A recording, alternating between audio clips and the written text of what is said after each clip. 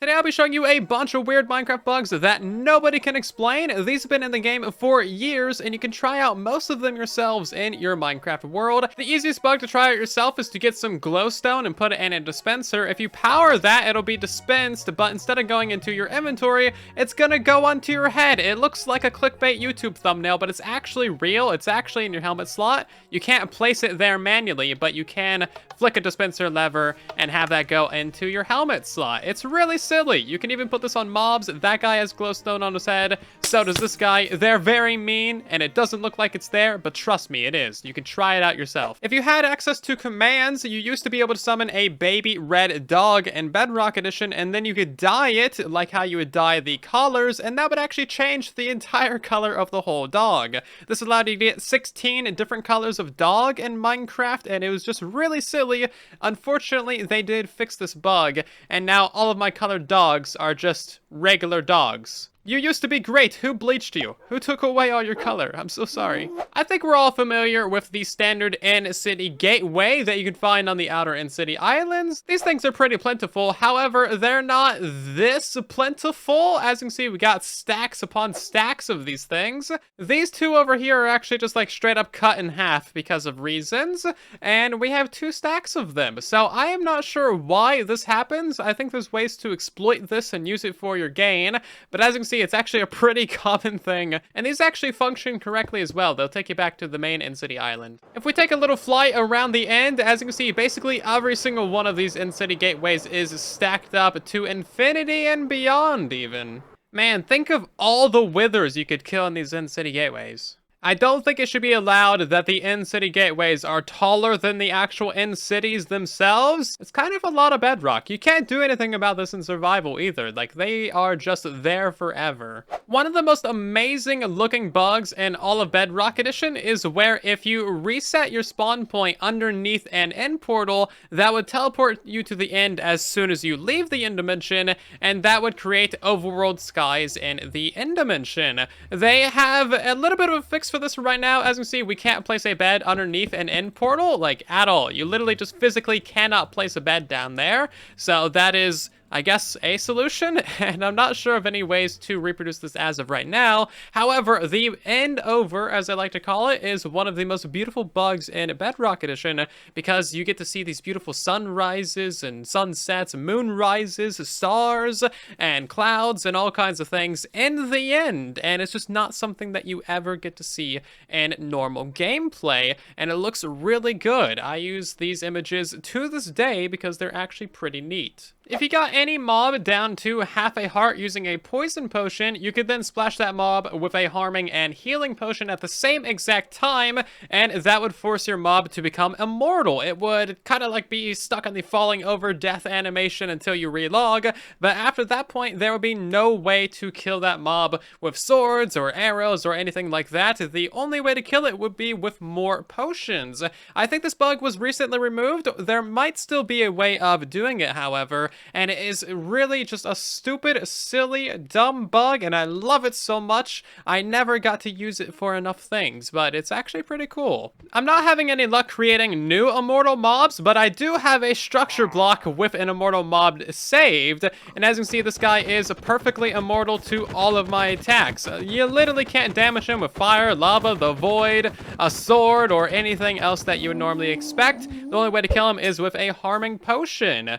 And getting Bad Omen was probably a bad idea. So all of my other immortal mobs in the area are still immortal. As you see, we got the pig and the ghast, we got the creeper and the cow and all of these other guys over here. So if you have any immortal mobs in your world, they should still be immortal. I just don't think there's a way to create new ones. Every now and again, if you have a Bedrock dedicated server, an update can fail to update properly and your world might corrupt and you'll get this weird stone generation in the nether or even in the overworld. It's honestly kind of beautiful. I really like it, but that's not what I want to talk about. I want to talk about the fact that sometimes when that happens in the nether, all of the lava that would normally generate will be water, and in that water, you can have glow squids and axolotls spawning. Yeah, you can get glow squids and axolotls spawning in the nether. There was also a point in time where glow squids and axolotls would also spawn in the end dimension as well, but I think that has been fixed. because I'm not getting any to spawn. Either way, just really weird and bizarre things. While I'm here, I'd like to talk about another bug that's super weird. If you have squids or glow squids in a single layer of water, they will just spontaneously die. And that is really weird. They only last about 10, 20, maybe 30 seconds, and then they just completely die. This bug has been in Bedrock Edition for several years now, and there's no signs of it ever being fixed. They just completely suffocate. Now, these ones on the edges appear to be doing just fine, and the little babies are small enough that apparently they don't suffocate. But, like, obviously these guys are fully submersed in water, so why are they suffocating? What is wrong with you? This is a relatively recent bug discovery, but if you have a ghost water block and you push and pull a composter in and out of it, that will create a visual glitch that just completely floods the entire world. It is very surprising, especially to the person who first discovered it, and it is just super, super weird. A weird thing is, you don't actually need a ghost water block to see this bug. If you have a flying machine flying underwater, sometimes you'll also see this bug happen. Yeah, you can see it ever so slightly on the edges here. The water just kind of completely glitches out, and you can see a giant line of it forming along the length of the kelp farm. And it's a little bit more obvious over here. I think it has to do with that glass block touching the wall, and that has a greater chance of making this bug happen. This seems like a perfectly ordinary nether portal, if not a little bit on the larger side. And if we flick this lever right here, you'll notice that it becomes a little bit of a cursed nether portal. So you can break nether portals using powdered snow or other liquids, and that will remove basically the entirety of the portal, except the one that's actually connected to the powdered snow, which is really interesting. And there's no limit to this either. You can make this very, very long, and there's actually several ways of using this and practical ways for farms and stuff. This has been around for maybe like 8 or so months, and it doesn't seem to be going anywhere anytime soon. So have fun with it. It does seem to be a little bit directional, so if you don't get it on the first try putting the dispenser in a different location or on the other side of the portal. This is a little bit ridiculous, and I wish the UI of the furnace wasn't visible, but check this out real quick. It's just rains of experience, man. Just pure rain.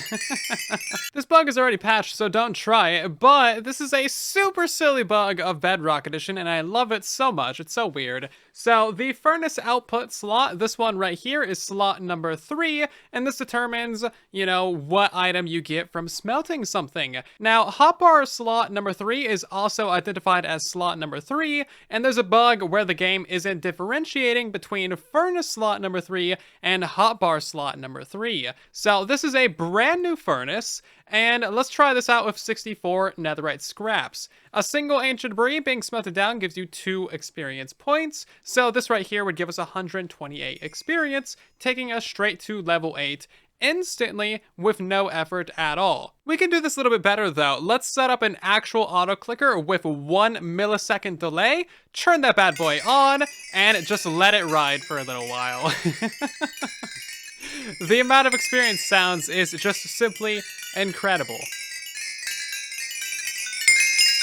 So after a short while of doing this, we can see how much experience we have, and we're already at 123 levels. But yeah, this was a legitimate bug on Bedrock Edition, and it's just like, it's gonna go in the Hall of Fame because it's so silly. This is absolutely like the fastest XP farm on Bedrock Edition. I don't even think the Guardian farms or anything else come close. There's ways to get Immortal end crystals on Bedrock Editions, like the ones that you see behind me here with the laser beams, and this is actually a pretty straightforward process and kind of a byproduct of Bedrock block farming, where you can get literal blocks of bedrock in vanilla survival. I made a whole tutorial on it. Go watch it. It's out now. So basically all we're going to do is put in, you know, a couple end crystals on these sides, and then one more right here that's going to, you know, start summoning the dragon. And then once it starts pointing to one of these things, just go ahead and pop this crystal right here, and that is going to send the one in the corner here to the overworld, and it's going to have a beam on it. So now this end crystal is in the overworld, and as you can see, it has a beam that's actually pointing to a specific location, and you'll notice that we're at 0, 0 in the overworld. So if we were at this location in the end dimension, dimension, we would be on top of one of the obsidian pillars.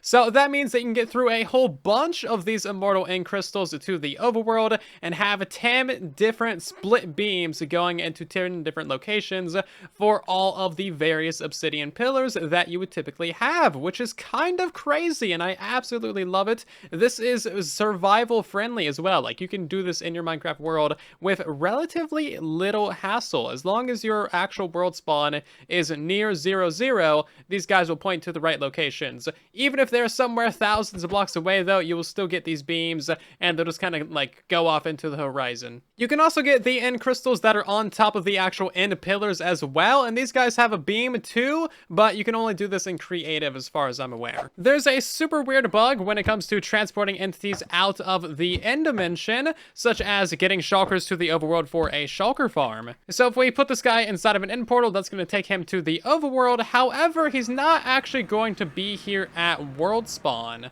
As you can see, if we try to kill any shulkers within 100 blocks of us, there is absolutely none. This is going to be super peculiar to you if you're trying to get shulkers or really anything else from the end dimension into the overworld. And where they are is up. Very, very far up. They're about as up as you can possibly get. We're at Y 32,767, and there is a couple of shulkers up here from the end portal. It is just ridiculous. There is no reason for them to be up here, but here they are. This is where Minecraft chose to place them. This can happen when you're sending end crystals through or other things, and this is a brand new world. I have not changed world spawn, and all of the shulkers that I've sent through from the end dimension end up here. So if you're playing on a newer world and you haven't moved the world spawn, I would suggest maybe not sending anything to the overworld from the end dimension. But hey, at least we can make this guy feel a little bit special, right? I've been falling for 30 minutes! And those are just some of the unexplainable things that happen every single day on Bedrock Edition. This really is nothing new if you play this game, am I right? Let me know if you want to see a part 2 with other things that you just cannot explain. Anyway, hope that you guys have enjoyed today's video. If you have, then press the like button gently, maybe subscribe if you're new here, and I'll see you guys down in the comment section in the next one. And then there was silence.